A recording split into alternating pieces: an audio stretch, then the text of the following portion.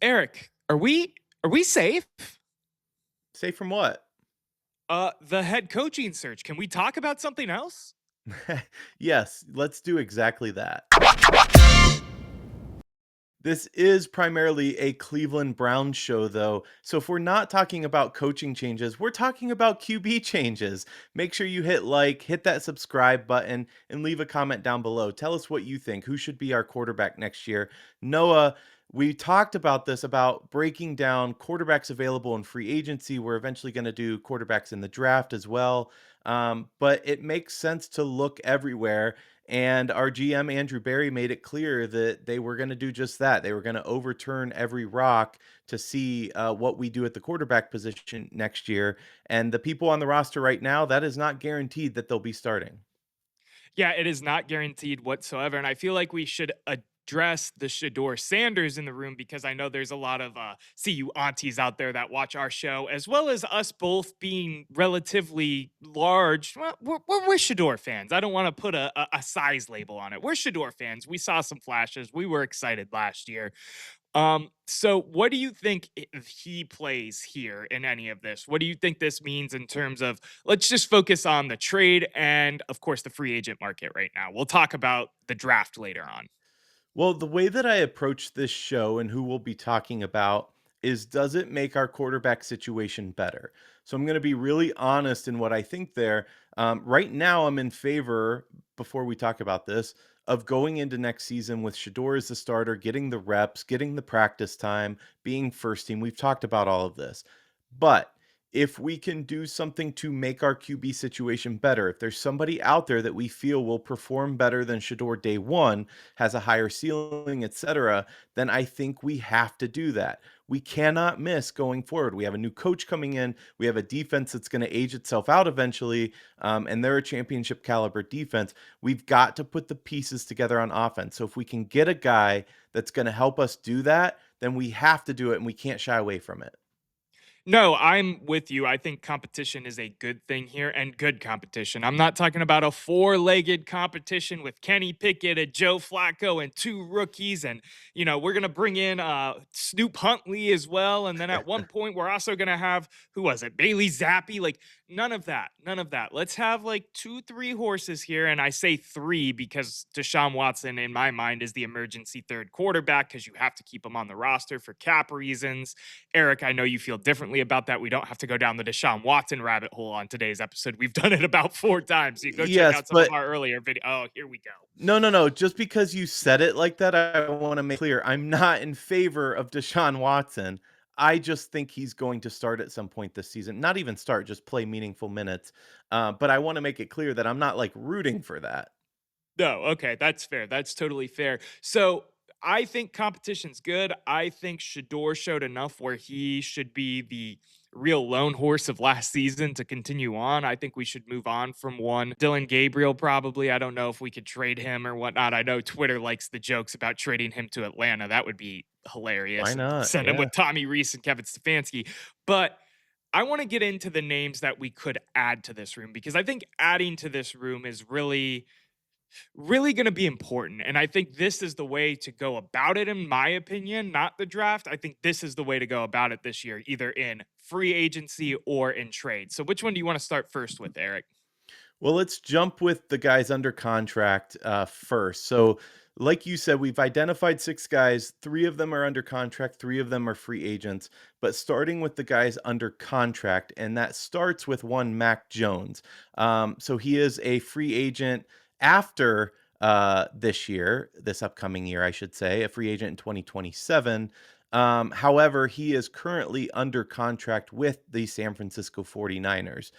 Just breaking down a little bit his time in the league, he's 67 and 50 touchdown to interception ratio, yards per attempt 6.9, 66.5% completion percentage, and he is the young 27 years of age. What's your take on Mac Jones?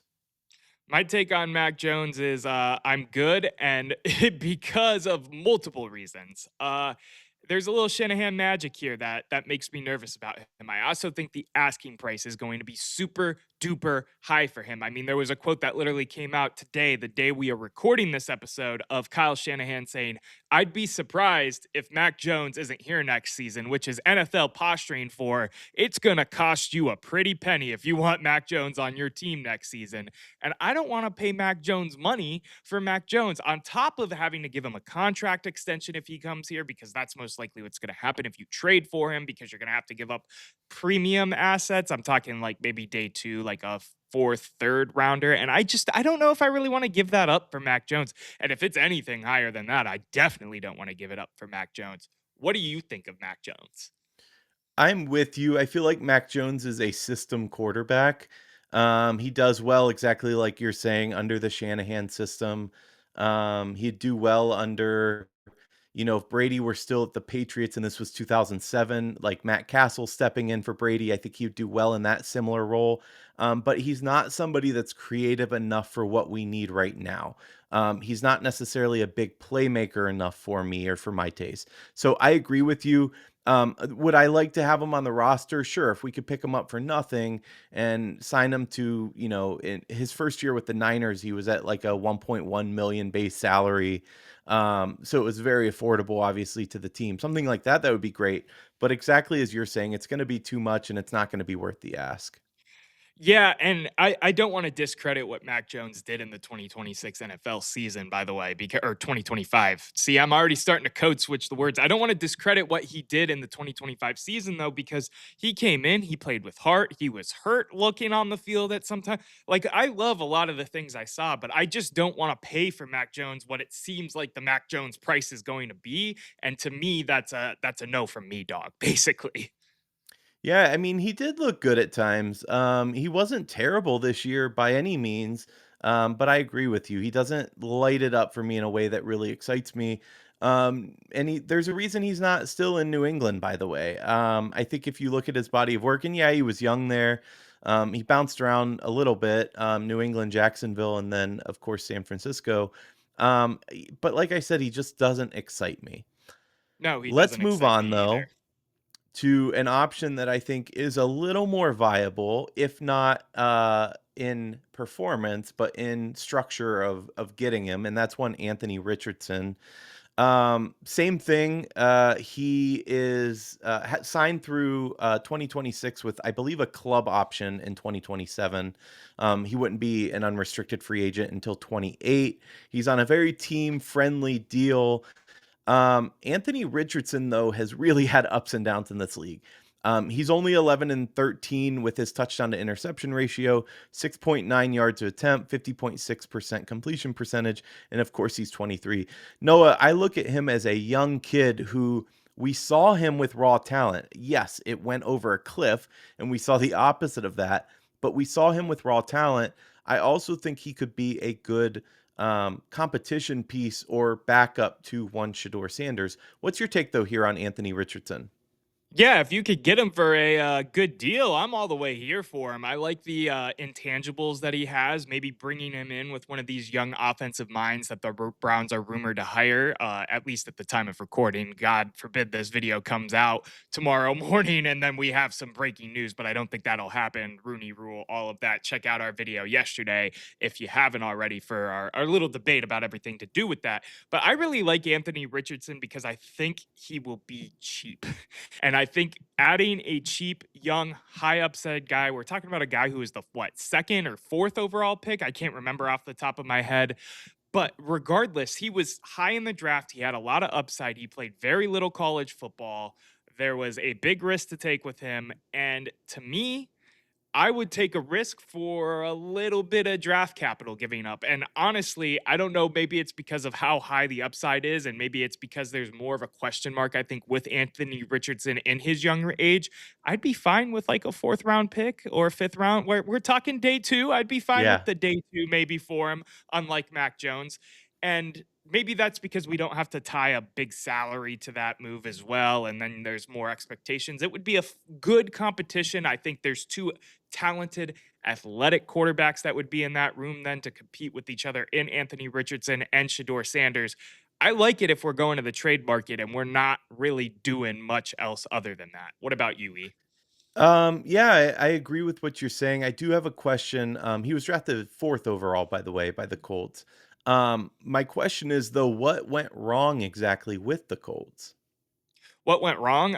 To me, he had to play too early. He was the stereotype, in my opinion, of needing to sit and learn for a while, and there was no sitting and learning in the Colts situation that he was in. Unfortunately, they ended up feeding him to the wolves a little bit early. To me, it seems like a change of scenery could help him. Now, I don't think he's a sure bet if we go out and trade draft capital for him by any means. He could come here, stink up the place, still not put together the NFL game in his mind, and it ends up being a nothing burger. But to me, it's a lottery ticket that I'd like to buy. It's shining at me behind the gas station counter. What I like about him is that he's 6'4", he's athletic. Everything that we both said, I think that this would be a prime pairing with Shedeur Sanders. Typically, you want your quarterbacks to look very similar in play style, so that if a guy goes in, that they're going to be able to adapt the similar playbook. You saw the differences between Gabriel and Shedeur this year. Shedeur coming in for Gabriel, it doesn't really mesh well using that game plan. So I think Richardson could kind of slot in as a similar kind of player and quarterback. Now it would be interesting because I think they would treat it as a true with any of these guys as a true QB competition. And who knows who would come out on top. But exactly what you're saying, fourth, fifth rounder, if we can get him, I'm okay with that. Yeah, I think we're in lockstep here. I have one last question for you, though, Eric. Okay, what's that? Are you wearing the blue because he's on the Colts, so you wanted to match him and maybe attract him over to Cleveland? Is that what the outfit choice was today?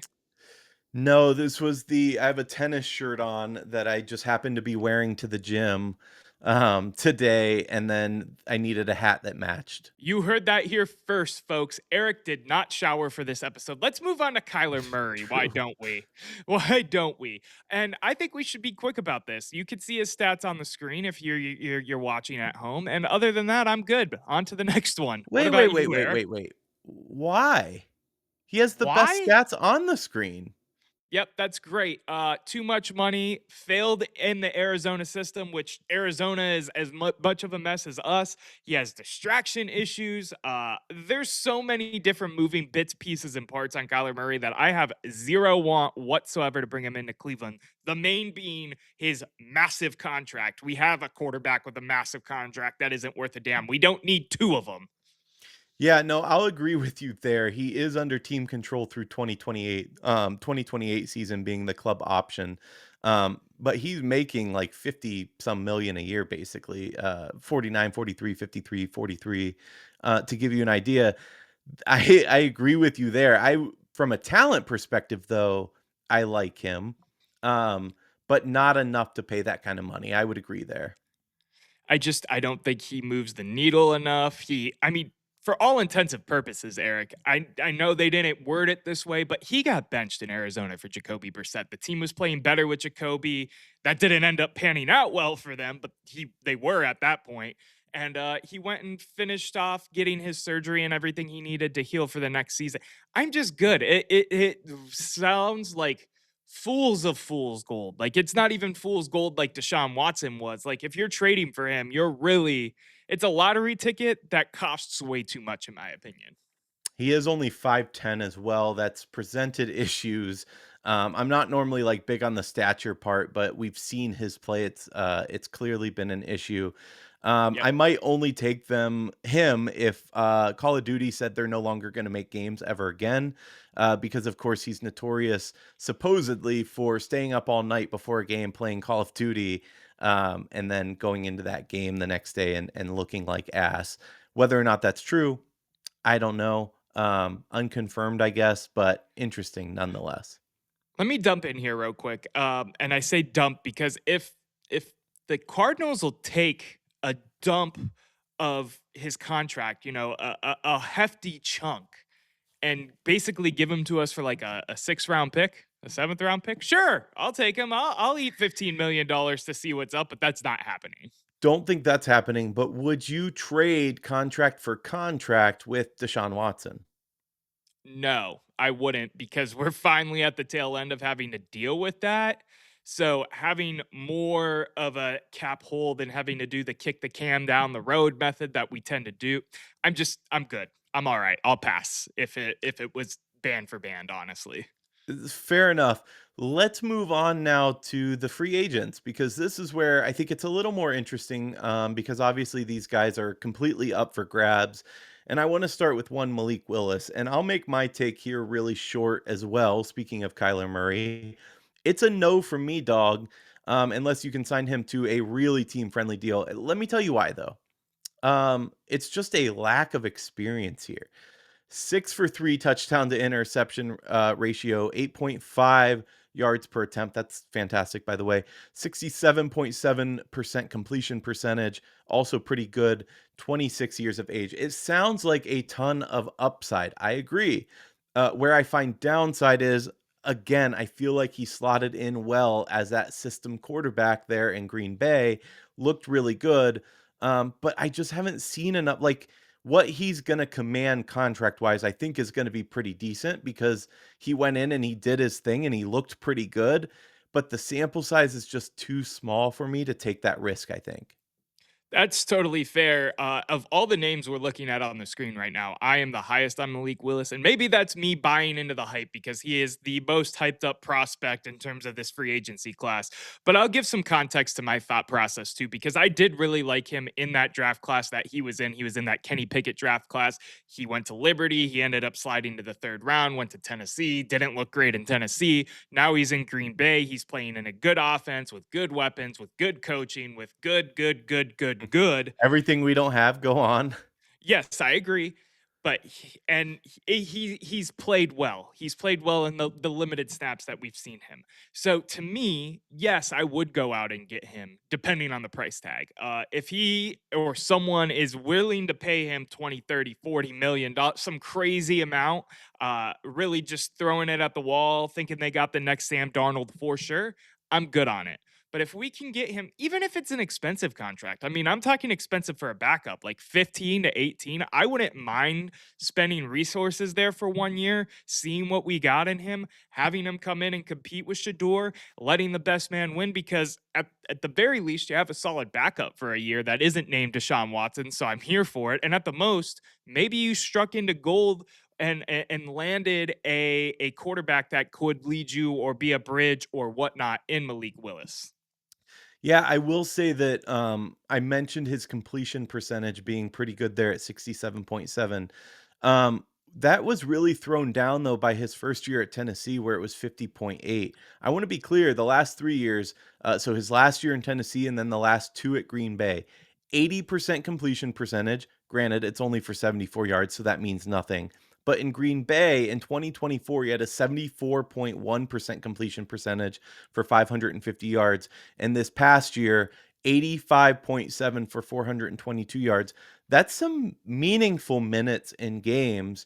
Um, but yes, I worry that they have the system and the players and the team and the coaching in place. Is he going to look that way in brown and orange? I guess we can't really think that way though, because obviously our goal is to get better overall. We're going to have better receivers. We're going to have better O line play. One would Right. assume, right? We can't possibly be worse. Um, so I'm just on the fence. I don't think we've seen enough. But out of everybody, you're right. Like he looks the shiniest right now.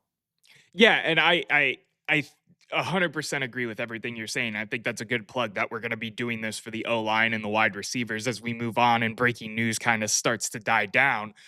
Doing the same type of concept, basically breaking up who we might be able to acquire. But yes, that's 100% correct. We need to add more talent regardless, and that'll make everything look better. I think he is the shiniest object. I think he is a lottery ticket. Don't get me wrong. I think all of these things are true. There's some question marks about his back and some injury history. He did go out in one of those primetime games with a back injury, and then they sat him at the end of the season, and that was kind of weird when Jordan Love didn't need to play and they didn't need to play. They still didn't play him, which was weird. There's some situations there, but I also want to remind people that the GM and that now the head coach in Miami have Green Bay ties. So that's another strong name that might be going out there for him and being willing to spend strong money for one Malik Willis. Let's move on now to Daniel Jones. This is honestly, I'm really interested in where he's going to end up. I don't think it'll be for us, but obviously he looked unstoppable with the Colts, and then his Achilles said, "Hold on a minute, you are stoppable." That's the biggest news for him because he's coming off of that injury, and that's not an easy one, as we've seen with our own Deshaun Watson, to get over. However, he was looking really good prior to that. 89 touchdowns to 55 interceptions over his career, 6.7 yards per average, 64.7 completion percentage, and 28 years of age. What's your take on one Daniel Jones? Um, I don't know why. Maybe it's just because it's Daniel Jones and he's been a meme for most of the time, and then he had a strong start to his 2025, but he was starting to dwindle. But there was also that broken ankle thing going on, that bone in his leg. There was a lot of different things that ended up happening with Daniel Jones in Indiana for the Colts. So to me, I mean, I wouldn't pay him like buco bucks to come to Cleveland. I also just don't think he's going to, so I don't want to put too much effort into a take here. I think he's going to end up back at the Colts. I think that would honestly help us shake up Anthony Richardson, who I'm more interested in for the upside and the potential that he has if we were to add a quarterback or a few quarterbacks. Please just add one if we're only adding one quarterback, by the way, to this quarterback room. Yeah, I get what you're saying. I like Daniel Jones based on his body of work this year. He's looked serviceable over the years. Obviously, he was taken by the Giants. I believe he was sixth overall. But same thing. I expect him to re-sign with the Colts. The injury part of it, anyway, is what would really caution me off of this. Yeah, Um, that too. and being a little bit different in his athleticism to Shedeur. I think Shedeur is a pocket passer. Don't get me wrong, but he has the wheels to do what he can do on the ground, and I don't know that Daniel Jones necessarily matches that. So I just don't think there's a ton of upside bringing Daniel Jones in, but I don't know. I could be swayed, I guess. Yeah, I'm with you, and I don't know. He just doesn't. I don't know. Maybe it's a personal bias at this point, honestly, just because of the Danny Dimes memes and seeing him in an organization like New York that does get compared to Cleveland. I just don't think we're the best fit for him, and that can be okay too. And maybe I am just scratching at the lottery tickets, hoping we hit gold and looking forward to 2027, or ending up hitting gold in Malik Willis or Anthony Richardson or Shedeur Sanders or. Yeah. No, I'm with you. Let's move on now to the guy that I got to be honest, Noah. I'm a football fan, I'm an NFL fan. And when you sent over the name Marcus Mariota, my first thought was, he's still in the league? It was a little surprising to me. I jest, of course. Marcus Mariota's had such a hilly career, like ups and downs, like you would not believe. Overall body of work, though, 107 touchdowns, 62 interceptions, 7.5 yards on average. That's pretty dang good. 62.8% completion percentage, 32 years of age. That age number is the part that I don't like the most. You could say he's in his seasoned prime, and that would probably be right for good quarterbacks. We've seen the downside of Marcus Mariota too much that I don't think he's worth it at all, honestly. Yeah, I'd be cool with them as like a mentor to a young guy. Like if they were all the way in on Shedeur Sanders and they wanted to bring in like a athletic backup that could, teach him the ropes of the NFL even more, and he's okay with that role, which he is because he did that for Jaden Daniels. He's a name that's in the cycle, and it kind of tells you how strong this free agency class is because it isn't. It's top heavy, and top heavy is giving it a lot of credit. So no, like I'm not interested in Marcus Mariota. If there was a reason to be interested in him, it would be if we had a guy that we were for sure on. But the rhetoric coming from Andrew Berry in his postseason press conference after firing Kevin Stefanski didn't give me that Shador is his guy at 110%. I don't think what you saw on the field gives you Shedeur is the guy 110%, but it does give you the you want to work on it. And that's why you bring a guy in who's in this nice ripe age of a 26 or even younger like a 23. You bring him in, you let him compete, the best man wins, and that's how you go into the season. And to me, that is the route of how the Cleveland Browns should go this season. It isn't any other way. Let me just ask you this though on Marcus Mariota. Has he had a fair shake? Drafted by Tennessee, then he's with the Raiders and then the Falcons.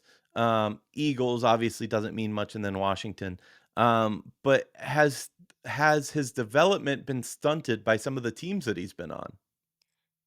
No, he's 32. He's been in the league. He's been everywhere. It's a ridiculous question, in my opinion. And I know you're playing devil's advocate, so I'm not coming at you right now. But no, his development has not been stunted. He's 32. He's started plenty of games. He's backed up plenty. We know what Marcus Mariota is. There is no rehash in my mind. Yeah, and I gotta say, as just being 2 years older than him, and I know I'm not an NFL athlete, but, limping out of the gym today because my legs were so sore, I think, yeah, he's just a little too old. It starts to get you, man. You sleep wrong and your back hurts. It sucks getting old. Yeah, I couldn't relate. I'm still a spring chicken right now, brother. I am still a spring chicken. So let's wrap this up in a nice little bow. I'm high, Malik Willis, and really Anthony Richardson. It seems like you're Anthony Richardson. That's about it. On to the next one. No, not necessarily. Like I could see a case for Malik Willis. I just don't want to overpay for anybody. That's my biggest concern here because they don't excite me enough to get us in a situation that we're regretting the hit. And maybe we wouldn't with any of these guys, but so much of this is going to depend too on the coach that comes in here. It certainly seems like Shielhaas could be the guy, which is interesting, by the way. Maybe a Grant Udinsky, but if they have their kind of designs on quarterback, then should we be waiting until that coach gets in place to get that feedback and the kind of guy he wants?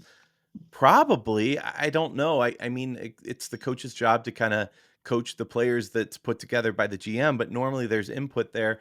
I don't know. I think sign a head coach as soon as possible, which Rooney Rule is making tough for the Browns right now. Yep. Sign a guy as Thanks, Mike soon as McDaniel. possible. Yeah, and by the way, if you're gonna sign a minority coach, you shouldn't still have to interview 2, which I'm hearing is the case. That is so dumb I and saw makes that 0 too. sense. I saw that too, and I was wrong on yesterday's episode because it makes 0 sense whatsoever. So I don't know. I'm not a Rooney Rule expert. I'm not an NFL rules expert. That's not what I'm paid to do in my day job. But Yeah, if that but is 0 truly the case, horrible, dumb. 0 cents. Anyway, my point is hire a head coach immediately. Figure out this free agency market and start making some moves, particularly when it comes to O-line and wide receiver. Like I care more about that at this point than I do the quarterback market. I think we need a quarterback, don't get me wrong. But we have technically 3 on our roster. Let's protect the ones that we have before we go trying to chase somebody that might not be an upgrade. Yeah, that's the key here. You don't want to spend too much money on this room because you have assets invested here already, unfortunately or fortunately, depending on how you look at it. If you're a tried and true Dylan Gabriel or Shedeur Sanders fan, I say that laughingly just a little bit. Yes, the main rooms to attack are O line and wide receiver. We'll see what they do there, but it would be asinine for us to not talk about the quarterback situation and not talk about the pieces that could move in sooner rather than later. I mean, the league year is approaching us. It's early March and we are already towards the end of January, folks. So keep your eyes out for mock drafts, mock trade scenarios, mock free agencies. We'll be covering what we would do if we were in the GM seat sooner rather than later. But we wanted to give you our 2 cents on the prospects as we see fit, at least for now. Yeah, definitely. Quick note. Hey, Yeah. viewer, do me a favor. Like this video, subscribe to us, and leave a comment. Let us know what you think and quarterback that you want on this team next year. Tomorrow, Noah, we're going to be talking, assuming breaking news doesn't disrupt this. If we hire a coach, it's going to change. But assuming status quo is as it is now, we will be talking quarterbacks in the draft this year. One of them we know we have no shot of, but there are others that, of course, we could take. So we'll break that down, see if we like anybody in this year's draft, and whether or not the Browns should take a quarterback at any point. Yeah, Sound good? uh, sounds great to me. Hopefully, the status quo does stay the same because this video is actually supposed to be planned for Tuesday, and now here we are dropping it on a Thursday. So why not? Why not? On that note, the debate never ends, but the show does for now. We'll see you next time.